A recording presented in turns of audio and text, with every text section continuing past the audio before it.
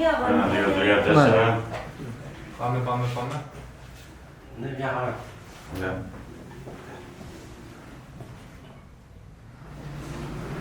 Δεν παίζει με ποιότητα 1, 2, 3.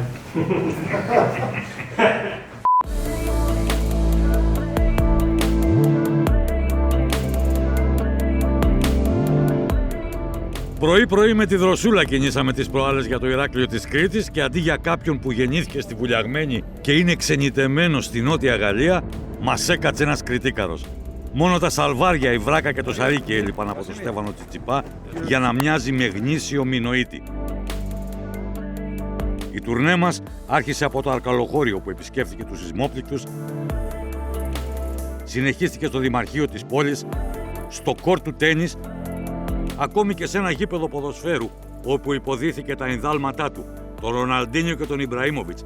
Στα 23 του, νούμερο 4 στο παγκόσμιο ranking, προερχόμενος από μια εγχείρηση στο χέρι, με το μαλλί να ανεμίζει, σε μια συνέντευξη εφόλης της ύλης που μοιάζει κιόλας με αυτοβιογραφία, ακόμη και περί των ζητημάτων που κάνουν τζιζ.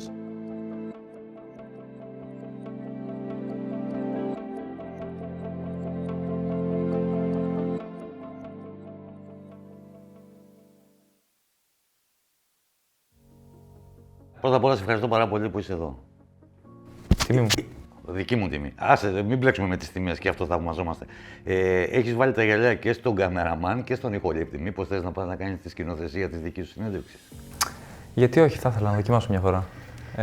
Τα παιδιά δεν ξέρουν αρκετά, οπότε τους βοήθησα, τους έδωσα λίγο κατεύθυνση. Έχεις σκεφτεί ποτέ τι θα γινώσουν στη ζωή σου αν δεν υπήρχε τένις, δεν υπήρχε ρακέτα, δεν υπήρχε αυτό το σπορτ? Υπάρχουν πολλά ενδιαφέροντα τα οποία με έχουν προσελκύσει το τελευταίο διάστημα. Ένα από αυτά είναι η φωτογραφία. Μ' αρέσει πάρα πολύ η σκηνοθεσία, μ' αρέσουν πάρα πολύ τα ταξίδια. Εγώ δεν το ήξερα, στην τύχη το είπα. Ε, Αλλά σε είδα ότι σκαμπάζεις. Εντάξει. Μ' αρέσει πάρα πολύ να εκφράζομαι μέσω οποιασδήποτε τέχνης και δεν ξέρω ακριβώς τι. Πιστεύω κάτι με τον αθλητισμό σίγουρα, άμα δεν ήταν το τένις. Θα μπορούσε να είναι είτε το ποδόσφαιρο, είτε το μπάσκετ.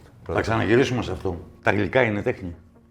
Τα γλυκά είναι και αυτά τέχνη, είναι ζάχαρο-πλαστική. Η δίαιτα ενός από τους κορυφαίους τενίστες στη σύγχρονη εποχή.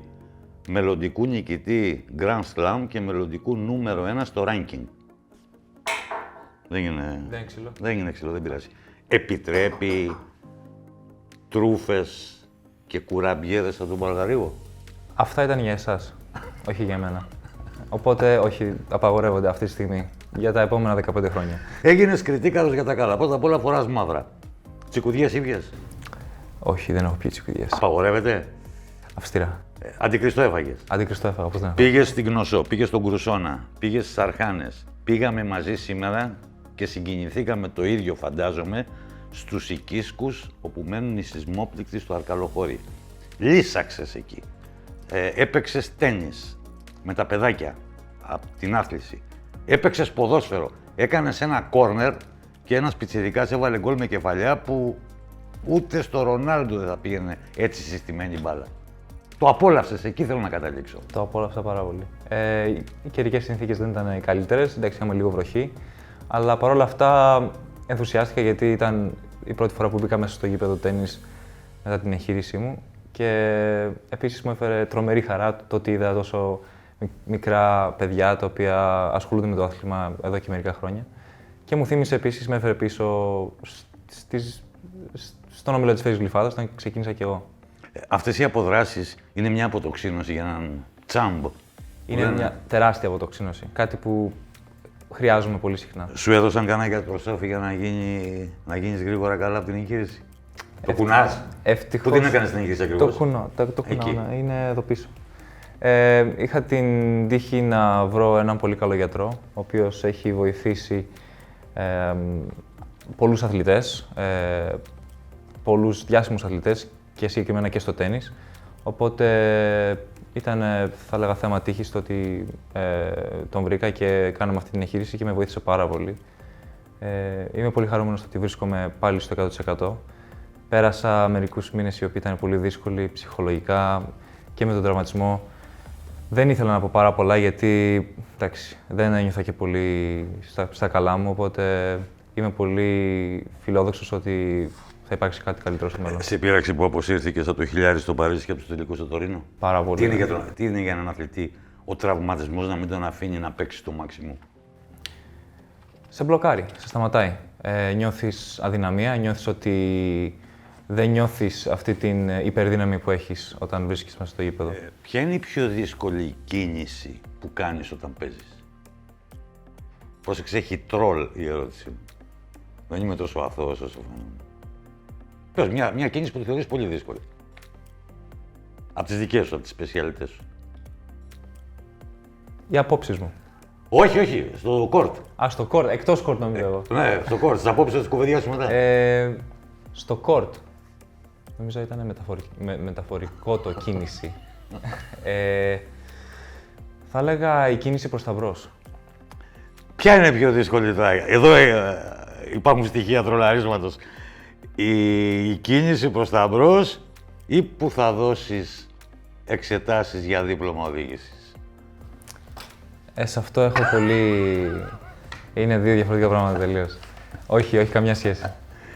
Φεύγει το 2021, σε βρίσκει στο νούμερο 4, σε βρήκε νωρίτερα στο νούμερο 3, πίσω από τον Τζόκοβιτς, τον Μετβέντεφ και τον Σβέρεφ.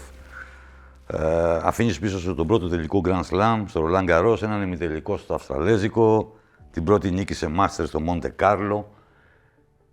Για τον Στέφανο Τσιτσιπά, αυτήν εδώ τη στιγμή, τούτος ο απολογισμός, πώς αξιολογείται, πώς βαθμολογείται?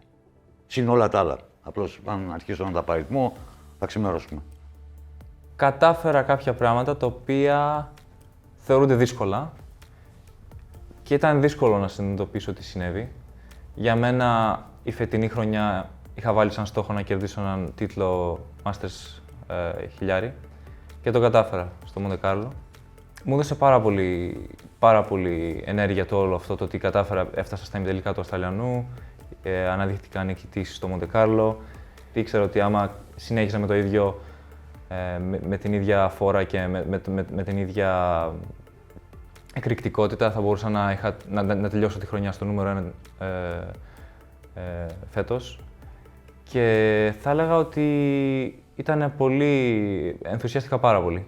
Ο τελικός στο Ρολάν Γκαρός ήταν ένας πολύ δύσκολος τελικός. Έπεσαν πάρα πολλά πράγματα ταυτοχρόνως σε εκείνο το παιχνίδι και μου ήταν πολύ δύσκολο να το χάψω. Υπάρχει ένα φεγγάρι, η φωτεινή πλευρά του και η σκοτεινή πλευρά του. Είναι εικόνες διαφορετικές. Με τον Ναδάλ στο Αυστραλιανό κάνεις comeback από το 0-2. Και υπάρχει και η εντελώς αντίθετη σκηνή με τον Τζόκοβιτς που το 2-0 γίνεται 2-3. Τι χωρίζει το ένα comeback από το άλλο? Μου γύρισε μπούμερανγκ όντως. Πιστεύω πάρα πολύ στο ότι τα comeback αυτά συμβαίνουν. Έχει να κάνει πάρα πολύ με την ψυχολογία του παίχτη, στο οποίο ορίζεται αυτό. Και η ψυχολογία μου στο Ρολάν Γκαρός ήταν πολύ καλή, ακόμα και όταν βρέθηκα 2-0 πάνω. Αλλά ο αντίπαλος μου ανέβασε στροφές, νομίζω επίσης χαλάρωσε λίγο περισσότερο και έβγαλε το καλύτερο του παιχνίδι μετά το 2-0. Το ίδιο συνέβη και στην Αυστραλία με τον Ναδάλ. Πιστεύω αυτό που έπαθε ο Τζόκοβιτς στο Ρολάν Γκαρός έπαθα και εγώ με τον Ναδάλ. Και για τον Τζόκοβιτς συνέβη στο πιο σημαντικό γύρο της διοργάνωσης. Τι πιστεύεις ότι θα έρθει πρώτα? Ο Θεός να σε έχει καλά και να έχει την υγεία σου. Το νούμερο 1 στο ranking ή ένας τίτλος Grand Slam? Το χρωστάς τώρα, γιατί ο Αντετοκούμπο πήρε πρωτάθλημα που είναι και φίλος σου. Πήρε πρωτάθλημα στο NBA, πρέπει να πάρεις και εσύ ένα Grand Slam. Σωστά. Μη φανείς ασυνεπής. Για μένα η συνέπεια φυσικά θα φανεί και στο νούμερο 1, που είναι μεγάλη συνέπεια το να βρεθείς εκεί. Αλλά είναι δύσκολο να βρεθείς εκεί χωρίς ένα Grand Slam, οπότε φυσικά και το Grand Slam είναι κάτι το οποίο βρίσκεται στο μυαλό. Σε θύμωσε αυτό που έγινε ή μάλλον αυτό που δεν έγινε στους Ολυμπιακούς Αγώνες? Είναι ένα mixed feeling και των δύο. Η ζέστη φέτος στους Ολυμπιακούς ήταν αφόρητη. Πολύ δύσκολες συνθήκες ώστε να παίξεις τένις. Φυσικά και στεναχωρέθηκα πολύ, αλλά ταυτοχρόνως δεν νοιάστηκα τόσο πολύ όσο νόμιζα ότι θα νοιαζόμουν. Δηλαδή, έπεσε βαριά, αλλά σε εμάς το τένις πιστεύω υπάρχουν μεγαλύτερες διοργανώσεις από τους Ολυμπιακούς Αγώνες. Σε ιντριγκάρει, σε εξητάρει, σε συναρπάζει, διάλεξε όποιο ρήμα θέλεις. Κάτι που στα ελληνικά μέτρα και σταθμά φαίνεται αδιανόητο. Να κάνεις το τένις εθνικό άθλημα ή να το κάνεις τόσο δημοφιλές όσο ποτέ κανείς και πουθενά δεν θα μπορούσε να σκεφτεί. Πλέον είναι καθήκον μου και νιώθω ότι στρέφεται προς τα εκεί πέρα. Δηλαδή, κάθε χρονιά όλο και καλυτερεύει, όλο και περισσότερα παιδιά παρακολουθούν το τένις και για μένα είναι πολύ κοντά στο να βρεθεί να ξεπεράσει ακόμα και το ποδόσφαιρο. Πόσες ρακέτες έχεις σπάσει στη ζωή σου από τα νεύρα σου? Θα έλεγα κάτω των 10. Κάτω από 10. Πίστευα περισσότερο. Τι είναι η ρακέτα? Είναι η ασπίδα σου, είναι το δόρυ σου, το κοντάρι σου, είναι η άμυνά σου ή η επίθεση σου? Πώς νιώθεις όταν τη βαστάς στα χέρια τη ρακέτα? Είναι το όπλο μου. Χωρίς αυτό δεν πάω στον πόλεμο. Το τένις προέκυψε λόγω μαμάς, λόγω μπαμπά, λόγω ενστίκτου δικού σου, όταν πριν από 17 χρόνια πρωτόπιασες αυτή την κυρία ρακέτα? Και των δύο. Και οι δύο γονείς μου συνέβαλαν πάρα πολύ στο να ξεκινήσω το τένις. Αλλά στο τέλος αποδείχτηκε ένα ένστικτο, το οποίο και εγώ ακολούθησα πιστά από την ηλικία των 10 και δεν κοίταξα ποτέ πίσω. Λένε οι Αμερικάνοι οι takes του τάγκο, ότι χρειάζονται 2 για να χορέψει το τάγκο. Θα κερνάγαμε ένα γλυκό το Μετβέντεφ, με τον οποίο έχεις αντιπαλότητα. Εχθές κέρδισε τον Davis Cup, οπότε νομίζω αξίζει ένα γλυκάκι. Σε τρέφουν οι αντιπαλότητες? Τις χρειάζομαι. Είσαι ναι. συγκρουσιακός? Από μικρός ήσουν συγκρουσιακός τύπος? Είμαι πολύ ανταγωνιστικός από τη φύση μου και το τένις για μένα, με το που ξεκίνησα να παίζω αγώνες στην αντισφαίριση, ένιωσα κάτι το μοναδικό, γιατί εκείνη την περίοδο έπαιζα και ποδόσφαιρο, ήμουνα μέλος και σε μια ομάδα μπάσκετ, οπότε... Πού έπαιζες ποδόσφαιρο και μπάσκετ? Στη Βουλιαγμένη. Στη Βουλιαγμένη. Ναι. Το μοναδικό για μένα ήταν κάτι που μου άρεσε επίσης, αλλά με το που κέρδισα τον πρώτο μου τίτλο στη Γαλλία και κατάφερα κάτι μόνος μου, είναι σαν να είδα το τένις με μια άλλη ματιά ξαφνικά. Δηλαδή ήταν ένας άλλος κόσμος τελείως. Πέρασε ποτέ από το μυαλό σου όλα αυτά τα χρόνια να πετάξεις τη ρακέτα και να κάνεις κάτι άλλο? Να σταματήσεις δηλαδή? Έχω περάσει και από αυτό, ναι. Πότε?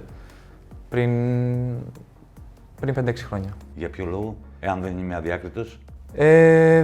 Είχα κάποιες δύσκολες στιγμές στην ηλικία των 16 ετών, όταν ακόμα βρισκόμουν στα γήπεδα του Λίτος εδώ πέρα στη Χερσόνησο και υπήρξε ένα διάστημα στο οποίο έπαιζα τα futures και δεν βρισκόμουν στο επίπεδο που ήθελα να είμαι και είχε περάσει από το μυαλό μου μήπως θα ήταν καλύτερα να σταματήσω. Τι δώρο θα ζητήσεις από τον Άι Βασίλη που έρχεται όπου να είναι? Ο Άι Βασίλης είμαι εγώ. Να σου ζητήσω εσένα δώρο τότε. Εγώ παίρνω δώρα για όλη την οικογένεια. Στηρίζω την οικογένειά μου, στηρίζω όσους χρειάζονται υποστήριξη και στήριξη. Το δείξε σήμερα αυτό. Και φυσικά τα παιδιά που άμα χρειαστούν δώρα είμαι πάντα... Είσαι έτσι δοτικός, Προτιμώ γενναιόδωρος. Προτιμώ να δίνω παρά να παίρνω. Δεν περιμένω ποτέ τίποτα πίσω. Εμένα με χαροποιεί και νιώθω τρομερή χαρά, αλλά και έμπνευση όταν δίνω σε ανθρώπους και νιώθω ότι είναι ένα δικό μου στοιχείο. Ποιος είναι ο GOAT του τένις? Ο GOAT του τένις είναι ο Πιτ Σάμπρας. Ο Πιτ. Με τον Πιτ Σάμπρας έχω βγάλει μια φωτογραφία όταν ήρθε εδώ καλεσμένος στην Αθήνα, καλεσμένος σε ένα τουρνουά πριν από μερικά χρόνια. Και είναι και δικός μας άνθρωπος, είναι Έλληνας. Εσύ συμφωνείς, σου άρεσε όταν σε αντιπαρέβαλαν με τον Μπορκ? Επειδή και αυτός ήταν εκρηκτικός, ήταν έτσι. Συμφωνώ. Έχουμε κοινά χαρακτηριστικά. Μόνο που αυτός έριχνε λιγότερα καντήλια από μένα στο γήπεδο. Ο Μακένρο είναι στο κάδρο. Που έσπαγε ράκετες, τα έκανε λαμπόγιαλο. Και αυτό είναι όμως λίγο, βρίσκεται προς το extreme. Δεν νομίζω βρίσκομαι σε αυτή την κατηγορία. Από τους εν ενεργεία, από τους σύγχρονους, ποιον βάζεις πιο ψηλά? Το Φέντερερ, το Τζόκοβιτς, Αυτή είναι μια πολύ δύσκολη ερώτηση, την οποία δεν θα υπάρξει ποτέ απάντηση. Είναι όλοι τους και οι να την τρεις. κάνω πιο εύκολη, και- επειδή σε έχω συμπαθήσει απίστευτα. Τι θα ήθελες από τον καθένα από τους τρεις και εν συνεχεία, τι θα τους έδινες στον καθέναν από αυτούς για να τους κάνεις καλύτερους? Φέντερερ, τι θα ήθελες από αυτόν και τι θα του έδινες? Τι δεν έχει που το έχεις εσύ? Θα ήθελα το ταλέντο του και θα του έδινα ένα αντικριστό να καταλάβει πώς είναι. Τι πάλι καρός είσαι! Ναδάλ. Ναδάλ, η μαχητική του ικανότητα. Το πώς μάχεται και το πώς δίνει το 100% μέσα στο γήπεδο. Και Τι θα του έδινες? Μια ρακή. Ένα ρακί. Ένα που κάνει ρακή. Του Τζόκοβιτς. Του Τζόκοβιτς. Από τον Τζόκοβιτς τι ζηλεύεις, τι γουστάρεις περισσότερο? Η ψυχολογική του ικανότητα να μένει δυνατός σε οποιαδήποτε κατάσταση, ανεξαρτήτου του άμα βρίσκεται κάτω ή πάνω στο σκορ. Και τι θα του δίναμε? Και θα του έδινα μια συμβουλή, το ότι... Θα του έδινα μια συμβουλή γιατί συνέχεια με αποκαλεί ότι η Ελλάδα είμαι Βαλκάνιος. Αλλά θα ήθελα να του πω ότι είμαστε... Είμαι από το Αιγαίο. Είμαι Μεσόγειος, όχι Βαλκάνιος. Είσαι πολύ καλό παιδί για να μου έχεις κλέψει τις ερωτήσεις. Όταν προηγουμένως βγήκα έξω για λίγο, σου έχει δώσει μια συμβουλή, επειδή μιλήσεις για συμβουλή και έβαλες στο κάδρο τον Τζόκοβιτς. Λονδίνο, Νοέμβριος 2019, πριν από τα ATP Finals. Σου είπε τότε, μην είναι χαμογελαστός, να έχεις θετική σκέψη και όλα θα πάνε καλά. Το έκανες, νίκησες τον team την άλλη μέρα. Αυτό σε ακολουθεί? Κάθε μέρα. Ότι πρέπει να είσαι χαμογελαστός, ότι πρέπει να έχεις θετική σκέψη και να μην μανουριάζεις, να μην έχεις μύρλα, να μην τσακώνεσαι, να μην τα σπάς? Κάθε μέρα, διότι... Πόσο δύσκολο είναι αυτό? Δεν είναι δύσκολο, αλλά άμα καταφέρεις και έχεις τους σωστούς ανθρώπους γύρω σου, είναι πολύ εύκολο να υπάρξει αυτή η κατάσταση σε καθημερινή βάση. Πότε ο Τσιτσιπάς αισθάνθηκε τσιτσίπαρος, για να το πω? Σε ποια από τις μεγάλες νίκες που έχεις κάνει ένιωσες Σούπερμαν? Τους έχεις νικήσει και τους τρεις, αν το βάλουμε σε αυτή τη βάση. Θα έβαζα τον αγώνα μου με τον Ναδάλ στη Μαδρίτη. Γιατί ήταν στη χώρα του, σε ένα από τα μεγαλύτερα γήπεδα στην Ισπανία και μπροστά στη βασίλισσα της Ισπανίας. Η οποία είναι Ελληνίδα. Η οποία είναι Ελληνίδα. Θα ήθελες να αλλάξει κάτι στο στυλ σου, στο στυλ με το οποίο παίζεις αυτή τη στιγμή, Δεκέμβριος 2021? Έχω κάποια πράγματα στο μυαλό μου. Συγκεκριμένα, το σερβίς μου. Το backhand με το ένα χέρι του Φέντερερ το έχεις εξελίξει περισσότερο? Έχω κάτσει να δουλέψω πάρα πολύ σε αυτό, ναι. Και μου έχει αποφέρει. Τι είναι εκείνο το στοιχείο που κάθε μέρα που ξυπνάς και πηγαίνεις, πόσες ώρες περνάς τη μέρα στο γήπεδο? Ναι. Μαζί με γυμναστική γύρω στις 4 με 5 ώρες την ημέρα. Τι κυνηγάς? Την τελειότητα. Μα δεν σε Που δεν θα υπάρξει, αλλά θα βρεθώ πολύ κοντά. Αχα, παρακαλώ. Εάν ήταν στο χέρι σου, ήσουν ο big boss του τένις, τι θα άλλαζες? Σε επίπεδο κανονισμών, σε επίπεδο φόρμουλας διοργανώσεων. Θα επέτρεπα το on-court coaching, το οποίο αυτή τη στιγμή απαγορεύεται και είναι παράλογο. Στην Ελλάδα τι θα άλλαζες? Όχι από τένις, γενικώς. Δύσκολη ερώτηση. Για τα δύσκολα σε έχω, για τα εύκολα θα σε έχω. Γιατί έχουμε μια καταπληκτική χώρα, με πολλά καλά, αλλά και με πολλά κακά.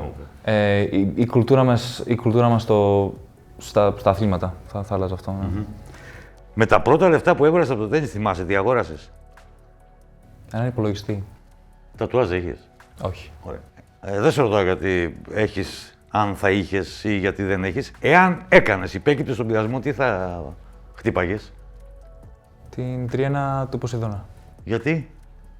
Ωραία, εμένα μου αρέσει έτσι όπως τα ακούω. Έχει Επιθετικότητα. επιθετικότητα, έχει ελληνική σημασία και έχει τρομερή ιστορία. Ποια είναι η μεγαλύτερη τρέλα που έχεις κάνει στη ζωή σου? Που δεν θα αναγνώριζες τον εαυτό σου ότι το έκανες εσύ. Πολλές φορές βλέπω τον εαυτό μου να κάνω αυτά που έκανα στο γήπεδο, δηλαδή όλα τα τρελά, ας το πούμε έτσι. Και πραγματικά δεν αναγνωρίζω τον εαυτό μου. Είναι σαν να γίνομαι ένας διαφορετικός Στέφανος όταν μπαίνω μες στο γήπεδο. Αλλάζω τελείως. Είχες αθλητικό ίνδαλμα, αυτό που λέγαμε παλιά, ότι η αφίσα στο δωμάτιό μου. Με τι είναι στην αφίσα στο δωμάτιό σου? Είχα μια αφίσα στην ηλικία των 8 ετών του Ράφαελ Ναντάλ. Α, μάλιστα. Άρα ήταν οργανωμένο το έγκλημα. Εάν αποφάσισες εσύ και όχι κάποιος άλλος να αποκτήσεις ένα παρατσούκλι, πώς θα ήθελες να λέγεσαι? Τσιτσιπίνιο. Γιατί υποκοριστικό ακούγεται αυτό, αλλά τρυφερό, γλυκούτσικο. Έχω πολλούς υποστηρικτές από την Βραζιλία και θα ήθελα αυτό το ψευδόνυμο να πηγάζει από αυτούς. Λοιπόν, Τσιτσιπίνιο, πες μου κάτι. Έχεις θυσιάσει πολλά πράγματα. Ποια είναι η μεγαλύτερη θυσία που έχεις κάνει για να γίνεις Τσιτσιπίνιο? Την κοινωνική μου ζωή. Σου λείπει? Μερικές φορές. Είναι άγριος ο κόσμος του τένις. Χρειάζεται αυτοάμυνες. Χρειάζεται αυτοάμυνας. Ενδεχομένως κάποιες από τις τρέλες που λες ότι κάνεις όταν ξεφεύγεις λίγο είναι μια μορφή αυτοάμυνας. Δεν θα το έλεγα, όχι. Είναι μια μορφή πάθους για το άθλημα το οποίο επέλεξα. Και το ότι θέλω να βγει το καλύτερο δυνατόν από αυτό. Έχεις πάει ποτέ στην Καρδίτσα, στο χωριό του μπαμπά, εκεί στο προάστιο, πώς λέγεται? Πολλές φορές. Σου αρέσει? Είναι πολύ ήρεμα. Δηλαδή νιώθω ότι είναι πραγματικά το μέρος που κάνω detox όταν πηγαίνω εκεί. Θα πήγαινες ποτέ να μείνεις σε ένα χωριό? Θα ήθελα πολύ να το δοκιμάσω, αλλά δεν νομίζω έχω χρόνο. Ποιος είναι ο αγαπημένος σου ποδοσφαιριστής? Θα έλεγα ο Ζλάταν Ιμπραήμοβιτς. Γιατί? Ο στυλ του, η αυτοπεποίθησή του, η τεχνική του. Ξεπέρασε τα 40 και παίζει ακόμα. Στο τένις υπάρχει ημερομηνία λήξεως? Δεν υπάρχει. Στο δικό σου το μυαλό? Εντάξει, αν βλέπεις το Φέντερερ, προφανώς δεν υπάρχει. Δεν το πιστεύω. Νομίζω παίζεις μέχρι είτε να το βαρεθείς, είτε να χάσεις το πάθος για το άθλημα, είτε την καθημερινή ρουτίνα στην οποία πρέπει να υποστείς. Θα έγραφες κάτι, επειδή έγινε της μόδας από τον Κόμπι Μπράιαν, ο Θεός χωρέστον, και από άλλους που λένε τι θα έγραφα σε ένα γράμμα στον νεαρό εαυτό μου. Μου έχει περάσει από το μυαλό, ναι. Ναι. Δεν το έχω κάνει όμως. Αλλά ναι, έχω υπάρξει σε αυτό το mindset. Και τι θα του έγραφες? Παίξε υπεύθυνα. Παίξει υπεύθυνα, Αυτό ακούγεται σαν σύνθημα στοιχηματικής εταιρείας. Μπράβο. Πάω στις δύσκολες ερωτήσεις τώρα. Μου πες, μερικές ήταν δύσκολες. Κάποιες από αυτές.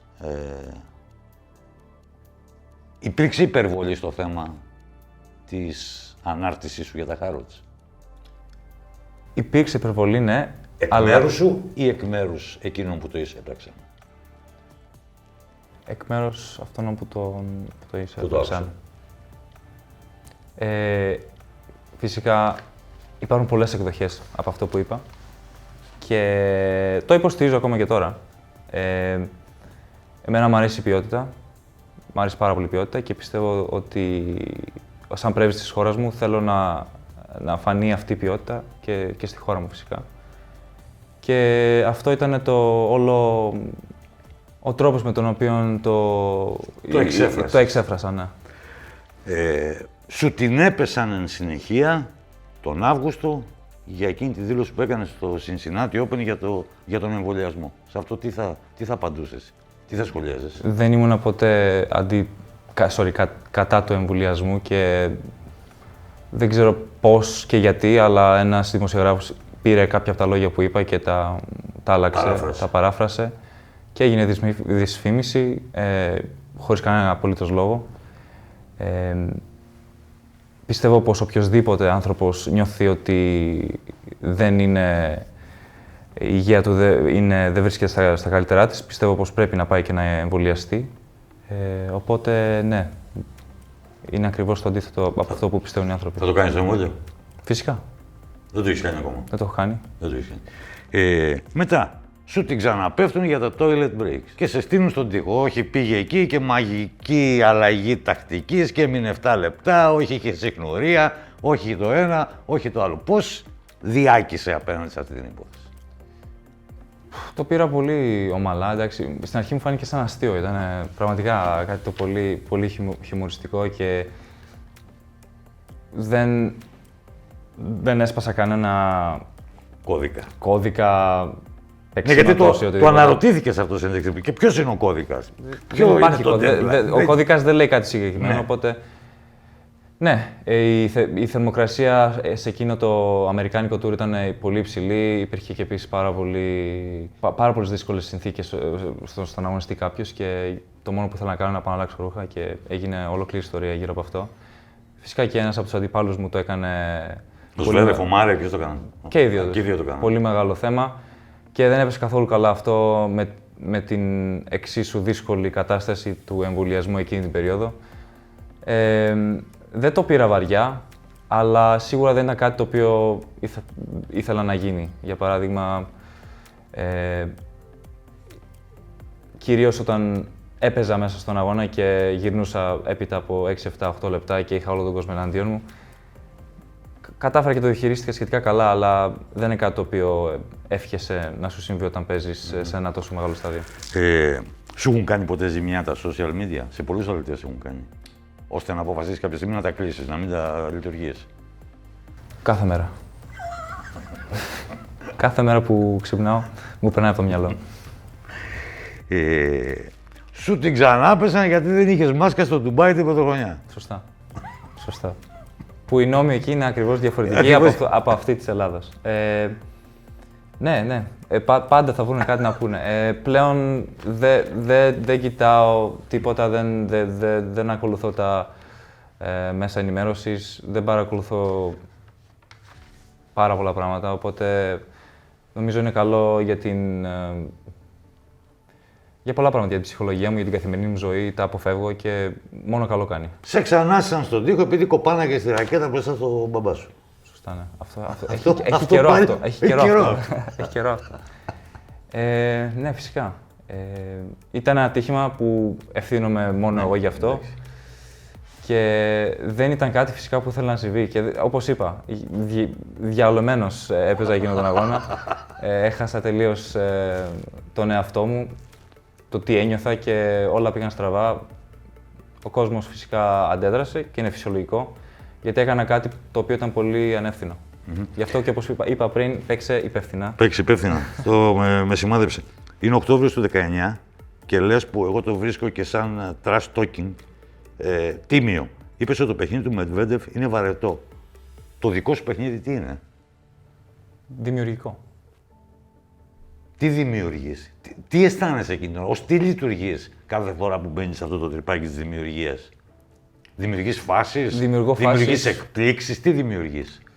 Όχι τόσο πολύ εκπλήξεις, αλλά φάσεις. Ανεβαίνω μπροστά στο φιλέ, τελειώνω πόντους με το βολέ, παίζω με drop shot, ανοίγω το γήπεδο, παίζω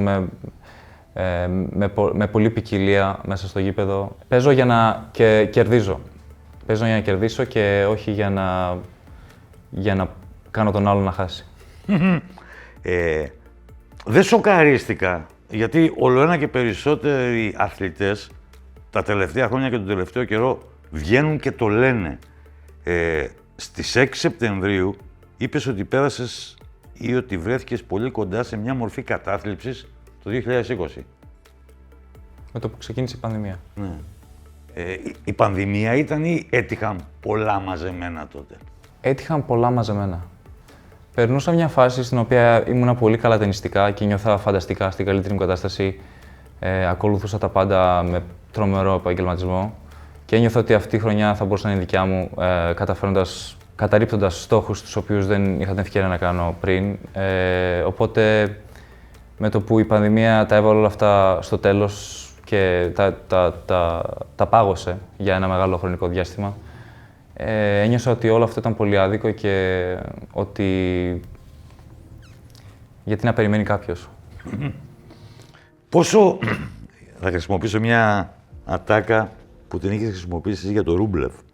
Πόσο σκληρό μπισκότο είσαι. Έτσι δεν είχες πει. Σωστά. Πώς λέμε εμείς σκληρό καρύδι, αυτοί λένε σκληρό μπισκότο. Έχω μάθει να είμαι πολύ σκληρό μπισκότο, γιατί το τένις μαθαίνει από πολύ μικρό. Και κυριολεκτικά σου ρίχνει πουνιές συνεχώς. Ναι, το νιώθεις αυτό. Το νιώθω. Έχει κάνει εδώ κροσέ, direct, τι έχει το τένις. Τα πάντα. Για να σου ζήσει. Από όλες τις μεριές. Σου έχει σπάσει τη μούρη. Όταν σε στριμώχει στα σκοινιά. Εκατοντάδες φορές. Μου κάνεις μια πάσα για την τελευταία ερώτηση. Από τι μαθαίνεις περισσότερα πράγματα, από τις νίκες σου ή από τις ήττες σου? Και από τα δύο. Εγώ προσωπικά προσπαθώ να μάθω και από τα δύο, γιατί πιστεύω ότι άμα καταφέρνω και μαθαίνω και από τις νίκες, είναι ένα μεγάλο πόνους από το οποίο μπορώ να μάθω διπλά από ό,τι ήδη μαθαίνω. Και μου κάνεις πάσα για την τελευταία ερώτηση. Θα βγει το βιβλίο με την αυτοβιογραφία του Τσιτσιπίνιου ή θα βγει μια ταινία με τη ζωή του? Είναι πολύ νωρίς. Είναι πάρα πολύ νωρίς. Νωρίς είναι. Τι τίτλο θα έβαζες στα πρωτόλια αυτά τα οποία βιώνεις τώρα? Παθιασμένος και ανέμελος. Και ανέμελος. Είσαι γίγας. Ευχαριστώ πάρα πολύ. Για να πω την αμαρτία μου, τον Στέφανο Τσιτσιπά δεν τον είχα ξανασυναντήσει εκ του σύνεγγυς. Δεν τον γνώριζα. Και τώρα έτυχε να τον παραγνωρίσω και στο τέλος της ημέρας να μην τον αναγνωρίζω. Στέφανε Τσιτσιπά, εμείς εδώ στο Σπορ 24 σε ευχαριστούμε πολύ. Άντε και στην άλλη με το καλό. Τότε που θα είσαι νούμερο 1 στο ranking, θα κουβαλάς τίτλο του Grand Slam και θα το γιορτάσουμε όλο αυτό πίνοντας τις τσικουδιές μας.